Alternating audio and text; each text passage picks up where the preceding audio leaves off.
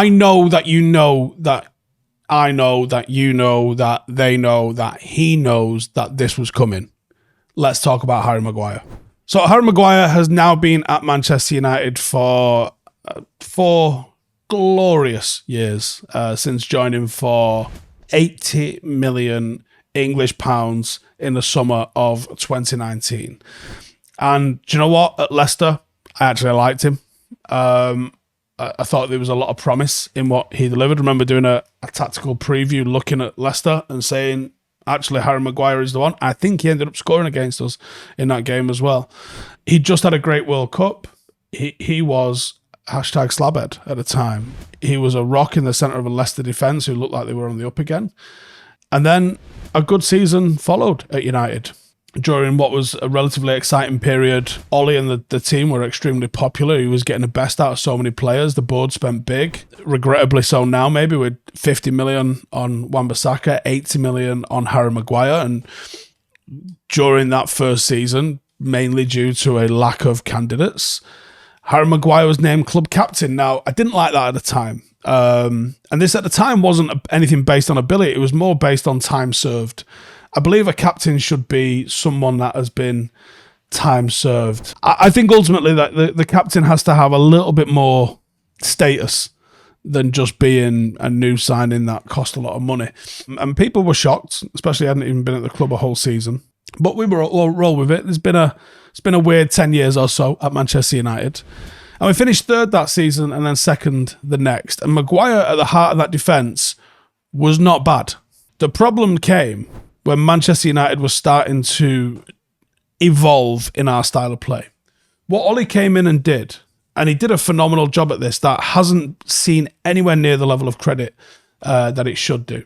In finishing second and third, and in reaching so many semi-finals and finals and stuff like that, which for some reason is an achievement for Gareth Southgate with one of the most talented groups of players in the world, yet isn't an achievement for Ole Gunnar Solskjaer with perhaps the worst Manchester United squad in the last 30 years. That's another thing.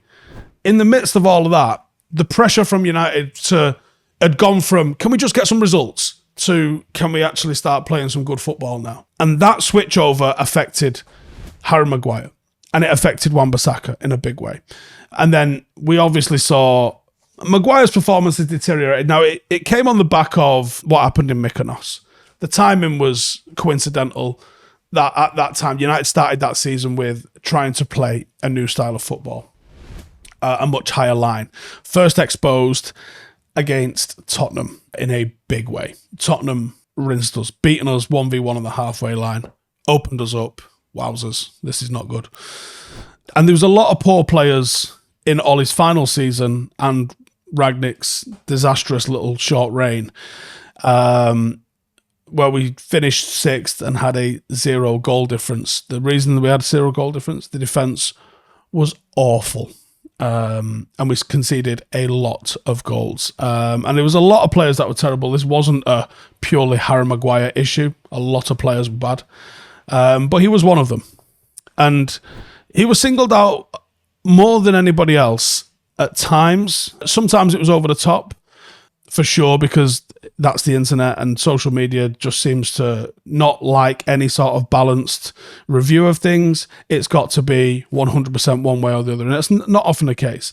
People now try and rewrite the history that Harry Maguire didn't have a good season or two when he first came to United. He did. United's style of play, playing on the back foot, looking for counter-attacking football, suited him, suited Wan-Bissaka, played to their strengths.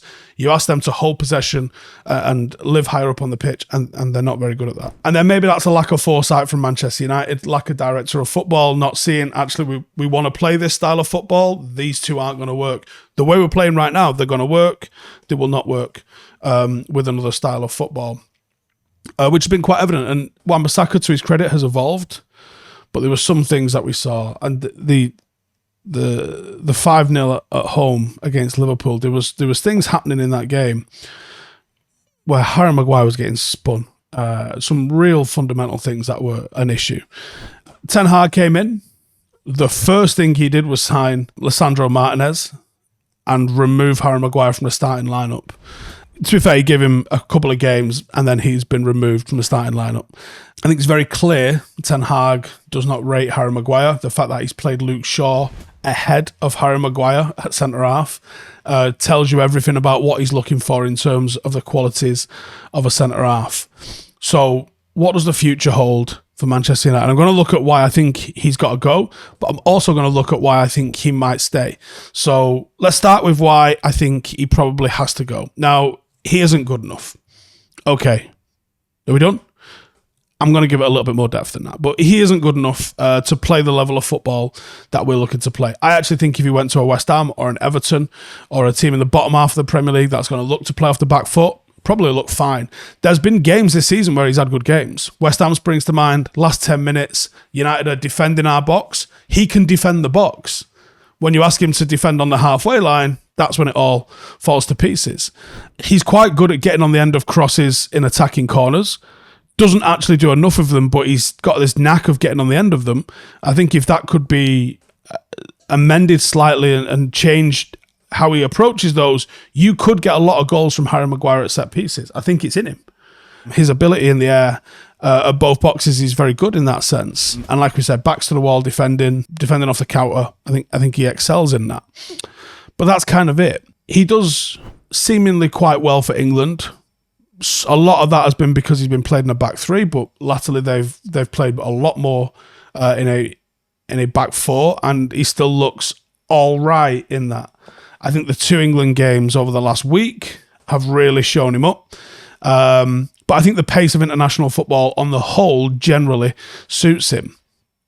And I think over the last season or two, we've seen some major flaws in his game. He is not a ball-playing centre-half. For all the people that want to throw the expected threat and the progressive passes thing, he plays the ball forward to a fullback, and it classes as a completed pass. And there's a lot of weighted stats because the ball has been moved forward, probably somewhere in the region of 15, 20 yard every time he does that.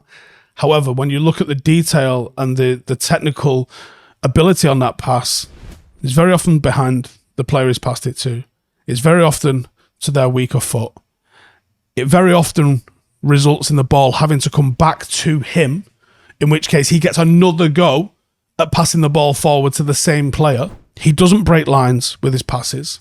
The only 2 people he will ever pass to is a number 6 if he comes and splits the 2 centre-halves, the opposite centre-half, or the left-back if he's playing on the left side, or the right-back if he plays on the right side.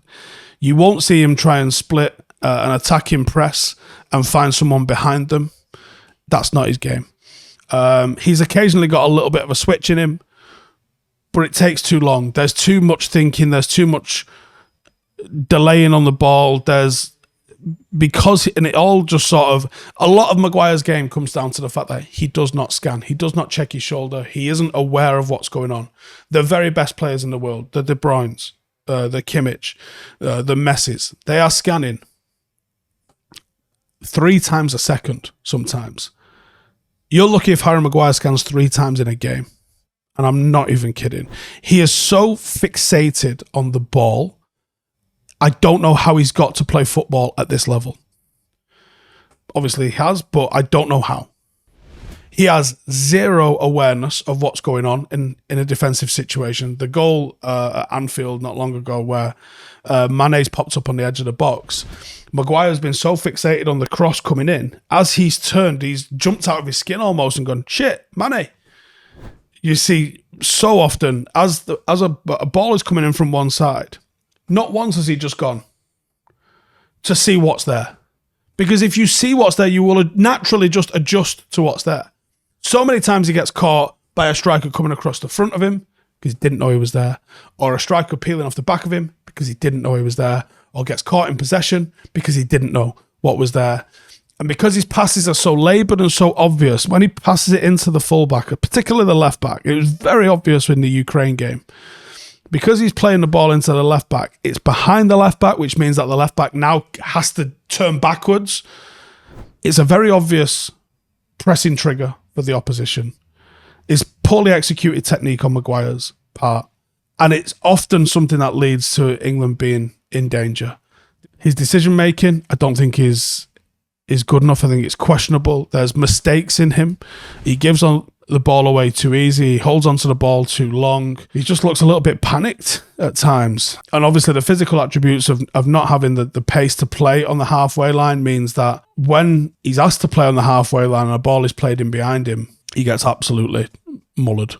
That is a big problem for him. In terms of the decision making, if we go back to the Italy game, he's tried to play a forward pass. It's down the wing, but he's tried to play a forward pass. It's been cut out by Italy.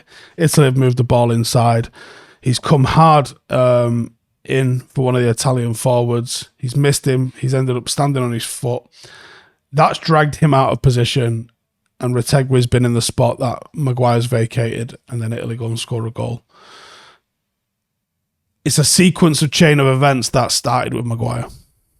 He doesn't have the awareness of what's going on. Now, a slow and small centre-half that never should have worked, in theory, was Cannavaro. Wasn't blessed with pace. He was 5'9", and he won a Ballon d'Or and a World Cup in a defence. Now, he was in a back foot defence, admittedly, but he was also a defender that had supreme control of the ball and supreme reading of the game. You know, you can have slow players that can be incredibly effective. Teddy Sheringham's the obvious one. He's an extremely slow player. Played beyond his 40th birthday, actually, because he never relied on pace. You know, when people say, oh, the first yard was in his head, 100% was. His reading of the game was genuinely elite. He knew where to be and he had a football brain. And he wasn't relying on physicality to charge around the place to try and make it look like he knew what he was doing. You can be slow and be effective, but you can't be slow with poor awareness. You can be quick with poor awareness. Like, that happens. I would say Joe Gomez is an example of that. He's extremely quick, and that gets him out of a lot of trouble. But he doesn't quite have the awareness to be able to do everything at the top level. He gets away with a lot because of the speed that he's got, can bail him out of trouble. Micah Richards was probably another one like that. His pace probably bailed him out of a lot of things. He steps off his line. When a striker comes and plays up against him and then drops into the space in front of a defence to receive the ball, because I don't think his communication's good. I'm never close enough to hear what his communication is like, but when I'm observing him, I'm not seeing him communicating too much. And I think that's another byproduct of not scanning, because I think the good communicators are constantly checking what's going on around them so they can pass on relevant information. I don't see him doing that. And because I don't see him doing that, and because he is ball fixated, then what happens is when a striker comes and plays up against him, I think he can get hooked. And when you get hooked onto a forward, you want to stay touch tight. Now, if you're defending the box, being touch tight is one thing, but being touch tight on the halfway line when they maybe drag into sort of like the bottom of the centre circle, that's just left you exposed. And it's left you exposed when you haven't got the recovery pace to be able to get back. I think it's very easy for attackers to be more agile than him, to be able to turn him. And these things are a massive problem for him because he isn't aware of everything else that's going on around him, because he isn't aware of maybe a third man run coming off him. Sometimes it might be better to allow that player to step off into the space because he's about to unload this guy, and I need to stay touch tight to this guy because this is the target, not this guy. Because Maguire's not thinking 2 steps ahead, he's literally just reacting to what's happening around him. He gets hooked in onto this to this attacker, leaves a space exposed, and then the third, literally what happened against Italy. It was the third man. He gets caught with them all the time. And his passing ain't good enough, his awareness isn't good enough, he steps off the line, he's error prone, he allows players to get across his front post. There's a lot in his game which suggests he is not high level enough to play for United. Now, I'd say that's a quite comprehensive view of why he probably needs to go. But I'm going to try and be balanced here, and I'm going to say, here's the reasons why he might need to stay. He is the captain. Someone looked at him, give him the armband and said, there's some qualities here that I like. Can you go with them? Now, it could have been given to Ronaldo last season or at the start of this season, and it wasn't. It might end up going to Bruno permanently, but Maguire is the club captain. He has kept hold of the captaincy. There's more than one manager that has said Harry Maguire is the captain of Manchester United, and they definitely have more contact with him than I'm going to have with him. So I have to respect that decision on some level, that there is maybe a leader in there. Now, I think when you look at some of the quotes that have come out from him, where he talks about not having anything to prove, makes me wonder on that. When I see Casemiro coming out that he has something to prove every single game, and Harry Maguire saying that he doesn't have anything to prove, and then I ask you who is a better leader, I'll leave you guys to make that decision. And I'm aware that this is meant to be the bit defending him. Does Ten Hag maybe even rate him? Or is Ten Hag buttering him up to be able to sell him? Ten Hag, after the West Ham game at the start of the month, said not that long ago, we showed him a video of how we want to outplay opponents and how he can have more impact in possession in building up his skills. And he is really high skilled. For a centre-back, he has so many skills. Does he actually rate Maguire? Is he trying to build Maguire's confidence? Because that can have a big impact in player performance as well. Is he maybe looking to try and sell him? All of those things are possible. And it could also be that's genuinely what Ten Hag thinks. But I would always suggest actions speak louder than words. And the actions are that he drops him at any opportunity and plays Luke Shaw ahead of him, even if it means moving Luke Shaw out of position. Wages. Now, Maguire's on somewhere in the region of 190 to 200 grand per week, according to various sources, which makes him the 9th highest earner at the club. He is the 29th highest earner in the whole of the Premier League. He is on a deal which takes him to 2026. He's a seriously well-paid individual. Would he have to take a pay cut to go anywhere else? I think so. I'm not sure any club would come in and offer him parity with what Manchester United are paying him.